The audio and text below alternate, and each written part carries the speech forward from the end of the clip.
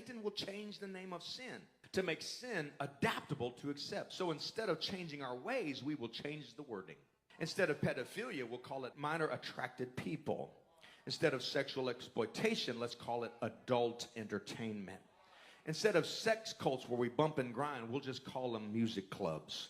Instead of cults, we'll call them clubs. Instead of adultery, we'll call it swinging and open marriages. Instead of mental illness, let's call it gender dysphoria. Instead of gender mutilation, let's call it gender transitioning.